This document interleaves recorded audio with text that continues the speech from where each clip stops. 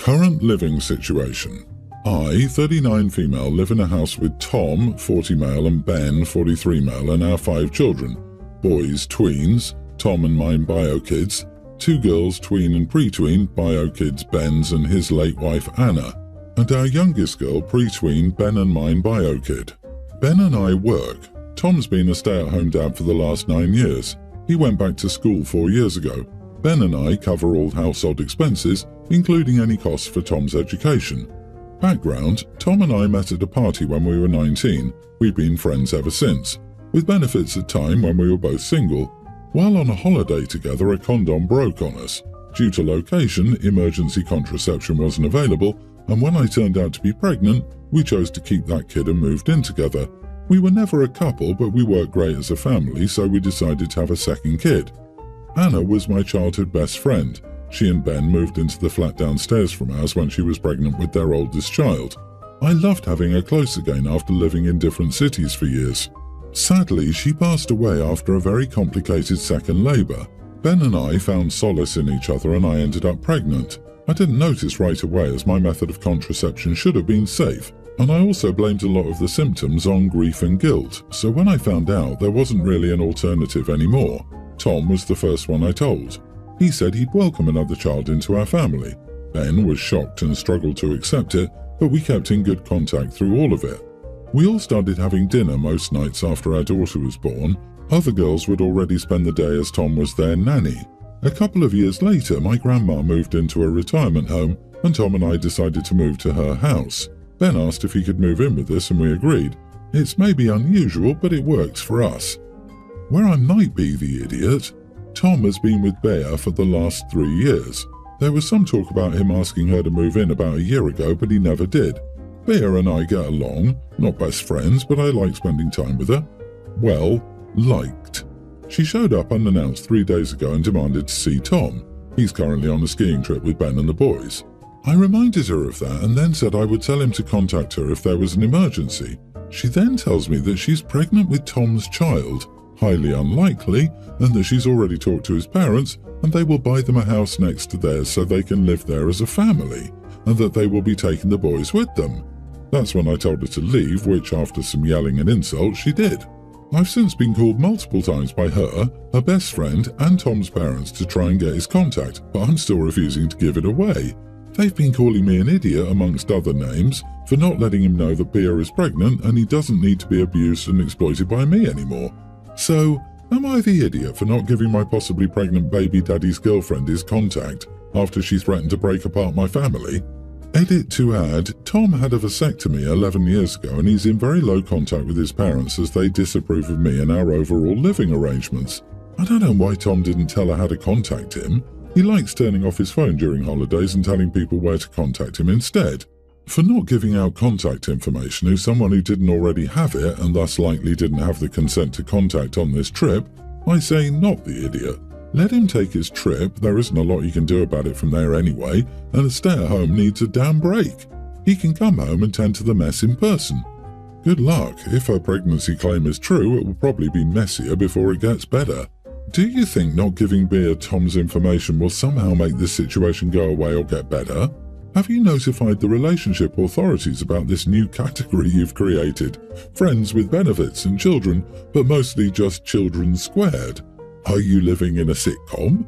Have you considered introducing Bea to Ben? It seems to me a DNA test is all that's needed here. So Bea told Tom's parents and knew that she's pregnant before telling Tom and already has a plan for where they'll live and how child custody will be arranged without Tom's input. And she presumably only found out about the pregnancy after they left on the ski trip. That's insane. Now, maybe pregnancy hormones are messing up her mental state, but this all seems instead calculated. Is there any chance she was hoping to provoke a fight and waited until there were no witnesses? Yeah, I hope Bea and his parents don't ambush him in the driveway. Tom's about to have his life completely shattered, so no, I don't think you're the idiot for giving the man another day of peace. Good luck, OP. It takes a village to raise a kid. Your village just happens to be pretzel-shaped and living under one roof.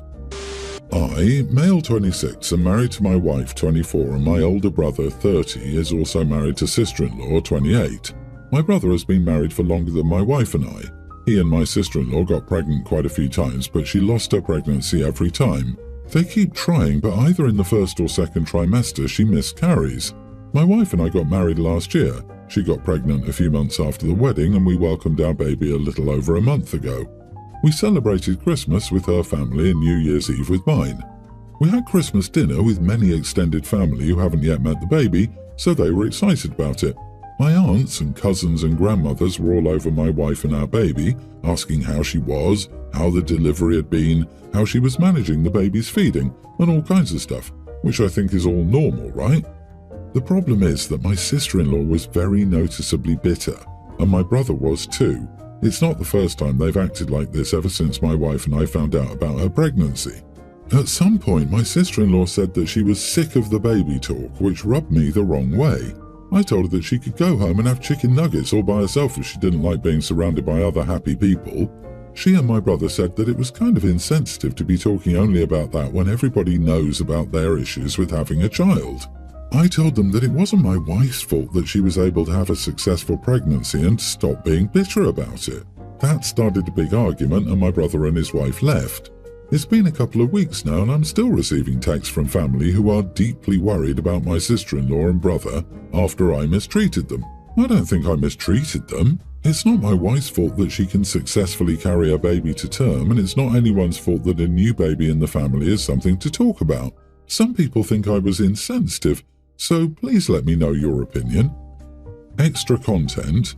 This is not the first time my sister-in-law says stuff like this to us.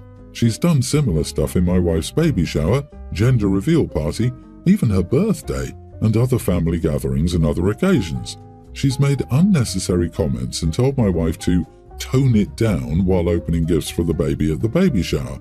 My wife was obviously excited. Sister-in-law thought that she was overly excited.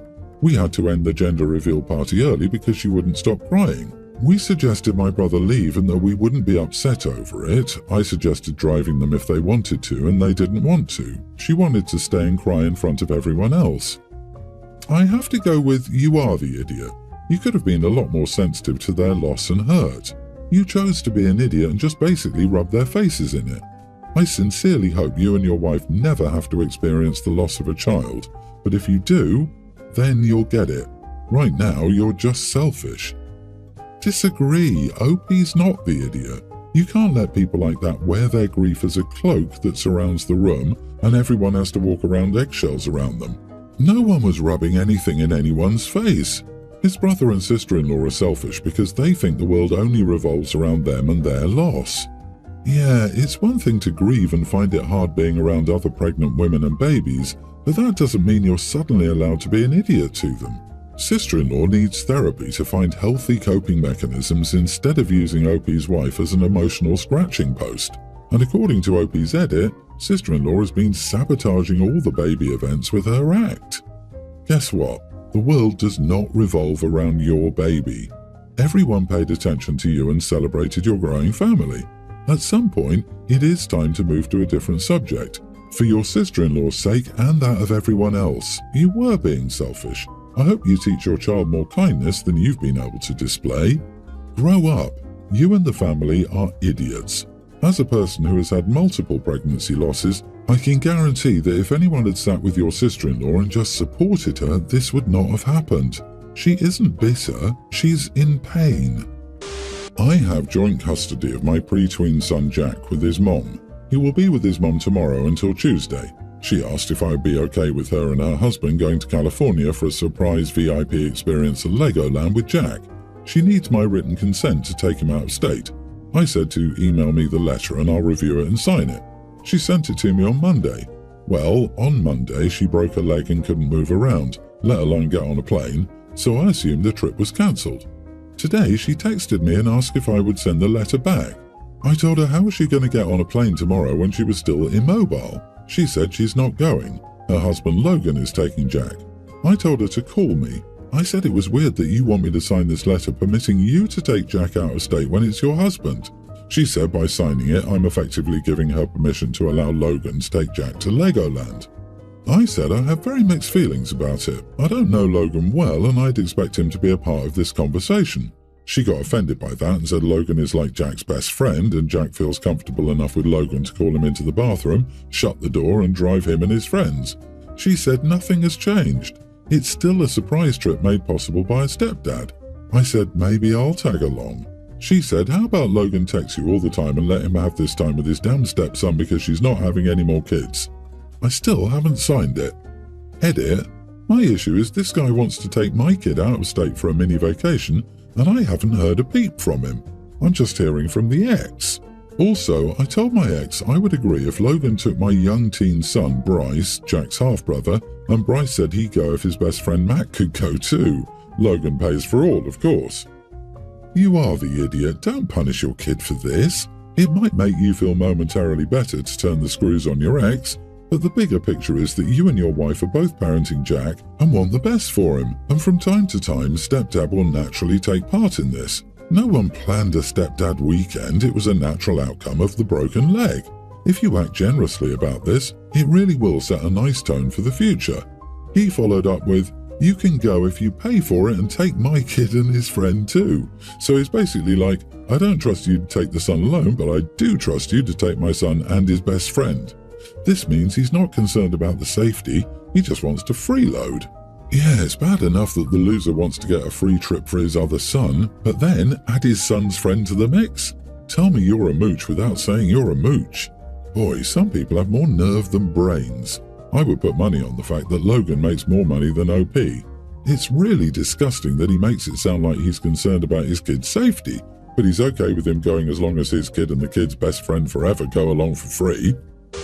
My daughter, Teen, was always very loud about her femininity. She always had glitter on her, her favourite colour was pink, she had bows in her hair, skirts and dresses were her favourite clothes. She was very gentle and shy. She was like those princesses from the books. Almost a year ago, she started to change. Slowly, she stopped wearing pink dresses and skirts and went to oversized pants and t-shirts. She stopped wearing makeup and it was rare to see any colour on her that wasn't dark. I tried to talk to her, but she would just shut me out. She became a different person. I put her in therapy and it helped a little, but not by much. I didn't know what to do anymore, so I just let her be, but made sure that I was there for her and to continue her therapy. 2 days ago, my daughter finally broke down and admitted that her brother had been picking on her and laughing about her. She said he kept talking about the sentence, lipstick on a pig around her. I was shocked. I never thought my son would act like that, but I knew she was telling the truth from the pain in her eyes. When my son came back home that day, I told him that my daughter told me what he did and that he was grounded until his 18th birthday. It's in 5 months. I took his phone and computer and told him that he would get his phone before school and that I would take it back when I got home. I get home around the same time as him since he has a long school day and basketball practice. He tried to protest, but I just asked him if she was lying and he wouldn't answer me, so I took that as a yes and hadn't talked to him since except for when I had to. I don't know how to deal with all of this. My daughter seems to get worse since I grounded her brother, but she has told me that he hasn't talked to her since and that she just feels bad. I'm starting to feel bad too. Both of my kids are miserable now. I'm barely talking to my son, and I don't know how even to begin to explain this to my family since my husband's side of the family has heard about this and has been sending me an angry text along with my sister-in-law coming to my house to scold me about not listening to his side. My husband supports my punishment, but he works long hours and isn't home too much, so it's all up to me. I need to know if I'm in the wrong here. You are the idiot. Deep down you know it. Your punishment is not in line with the crime. Siblings tease each other. I'm sure she's not 100% innocent, but I doubt you allowed your son to speak about anything. You've made your son a prisoner, and you ignore him in his own home. This is a cruel punishment. His own mother won't even speak to him because he teased his sister. I can't imagine the perfect mother would go from a lifetime of perfect mothering straight to withdrawing her love for 5 months until their ex-son is a legal adult without even allowing him to talk appropriately about his experience of what happened. What if she said mean things, worse mean things, and that was his retort? She'd still be upset, crying, making mommy feel bad for her. The son wouldn't have wanted to lie and said he didn't say them, and he was only given that one yes or no question before OP just exploded on him. Ultimately, you can't expect her kids to behave better or nicer or to have much emotional control when this is how she reacts to teenagers calling names. I'm getting clear golden child vibes from OP in this story. The reaction is almost like a "how dare you take my pink girly girl away from me" type thing.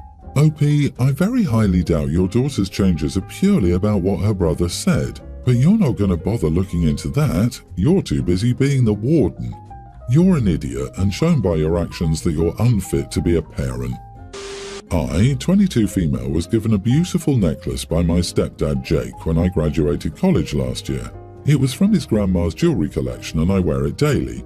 Jake proposed to my mom when I was 12 and we were close. I've only met Jake's family a couple of times over the years as they live very far away and initially disapproved of my mom. They tolerate my mom and me on holidays and are civil for Jake's benefit. A few weeks after my graduation, Jake and my mom passed in an accident and the last year has been tough on me. I fell out with Jake's extended family when I was organising their funerals. Jake was brought up Christian and his family wanted to hold his funeral in their family church. My mom and I are atheists and I know she wanted to be cremated so many of their funerals would be separate.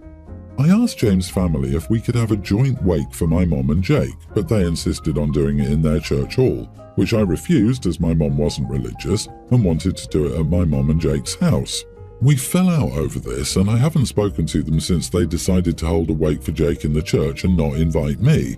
Yesterday, I got a message from Jake's mom asking for the necklace Jake gave me. She said it's a family heirloom to be added to the oldest daughter and she wanted to give it to Jake's sister, who's pregnant. I refused as Jake gave it to me and she got very hostile and threatened to sue me.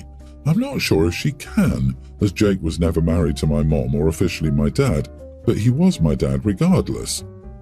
Not the idiot. You lost your mom and Jake, but instead of offering you any comfort or sympathy, Jake's mom called to ask for a necklace that he gave you. What a horrible woman. She's the idiot. What a lovely Christian way to behave to a girl who lost her parents. Block all of them, OP, and go no contact. Lock all your social profiles and make them private so they cannot see anything or contact you or friends. They will just make your life miserable if you don't shut them out now. I'm so sorry you've lost both parents like this. I cannot imagine how hard this has been. Jake gave you a necklace when he was alive. They don't get to take it back now that he's gone. It doesn't matter who it used to belong to. Now it belongs to you.